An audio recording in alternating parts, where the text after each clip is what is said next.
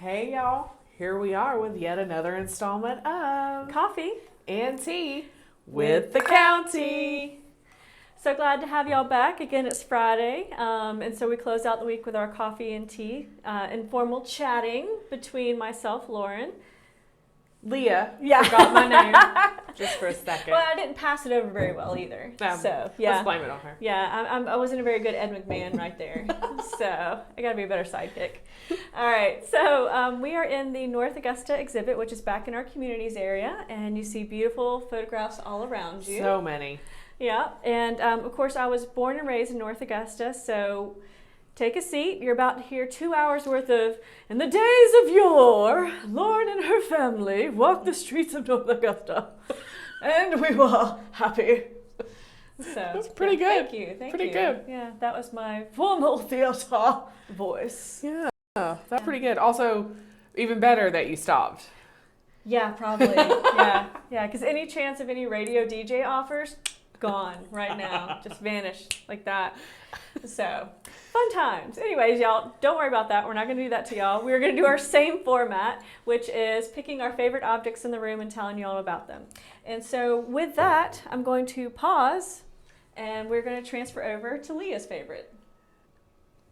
Thanks for following me over to this side of the room. So there are so many pictures in this exhibit, and it is one of my favorite things about the exhibit, obviously. This is why I'm talking about it. Because they were donated to the Library of Congress, and we, of course, got them, procured them, and it shows you how the other set lived. I want to talk about the Hampton Terrace Hotel, and if you've been watching our shows... Which you should have. Oh, I just upgraded us into shows. Oh, yay, we are. On today's episode.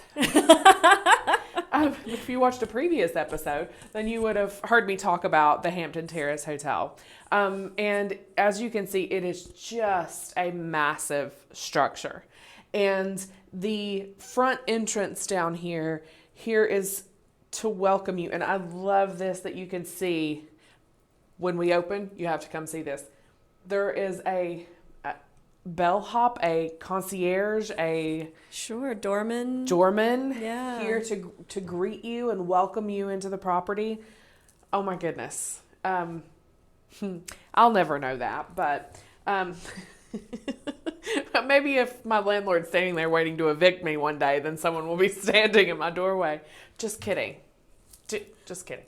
Anywho, so here is yet another, Lauren's shaking her head off camera. Here is another shot from actually one of these. Lauren, tell me which one it is. The one on your left. It's this one. Mm-hmm. Okay, it's actually shot from this and shows you the front entrance and from a different angle. And then you can see how you would have traveled up this drive. Look at this marvelous view. Traveled up this drive, and then this magnificent structure would have been waiting on you. Can you imagine? See the carriage there? Oh, well, I can imagine it because that's all I'll ever be able to do. But Hampton Terrace Hotel was actually built, they started building it in the summer of 1902. It was completed by early winter of 1903. And then, unfortunately, burned very, very quickly on New Year's Eve into New Year's Day morning, 2 a.m., 1916 into 1917. And it was said to be short-circuiting caused by faulty wiring and then some oily rags that were nearby on the third floor. And because, if you watched the previous episode, because it's wooden and such a massive structure, they built this to be able to comfortably accommodate, luxuriously accommodate 500 guests. They had 300 rooms, and all but a few of them, this is one of my favorite things, all but a few of them were actually designed to admit at least 4 hours of sunlight per day.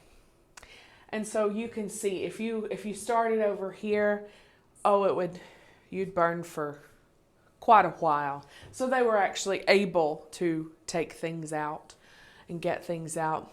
And if you come and you look below this picture, you will see some of the things that maybe were rescued.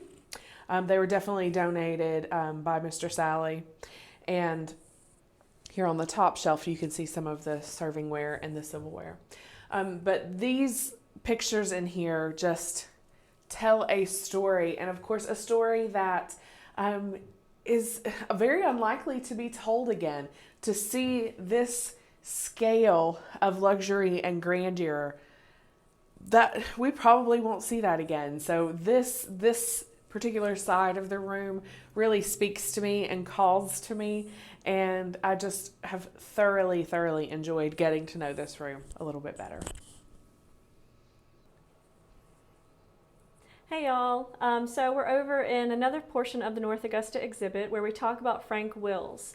And Frank Wills was born in North Augusta in 1948, and what's neat about him is he had a job in a certain building in Washington, D.C. on the night of June 16, 1972 that became a national sensation. And what happened is Frank was making his rounds as a security guard at the Watergate building. Yes, that Watergate building. And so he's the one making the rounds at about 1 a.m. in the morning when he comes on shift. And he is looking, of course, to make sure the building is secure. And he comes across a doorknob that's been taped open. And he said, oh, kind of weird, but maybe somebody working in the office that morning, accidentally taped it to make it easier to come and go and forgot to take it off. So he peels the tape off, closes the door, comes back for another round a little bit later, and there's the tape on the door again. So, dun dun dun, there's somebody else in the building with him. And it turns out he calls the police, and they find 5 burglars who are in the offices of the Democratic National Committee, which was located inside the Watergate building. And it turns out through a long process of discovery and arrests and trials and things like that, that those 5 men were hired by the committee to re-elect the president. And the sitting president at the time was Richard Nixon. And this is the election year of 1972. So even with all this controversy going on, Nixon is still re-elected in 1972 when he runs against George McGovern. But by 1974, the controversy has caught up with him, and there's an official inquiry, and the impeachment process starts. And before he can actually be formally charged by the impeachment process, Richard Nixon resigns and does the famous, V sign on the Air Force One or the plane as he leaves the presidency, and his vice president takes over. And so Frank Wills is really known as the gentleman who made the discovery that took down a president. And he, later in life, moves back to North Augusta to take care of his mother, and he passes away and is buried in North Augusta in 2000.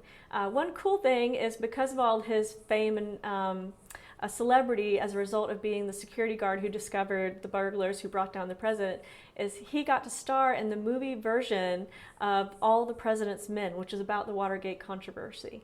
So cool history about somebody who lived, who was born and raised in North Augusta and came back here as well.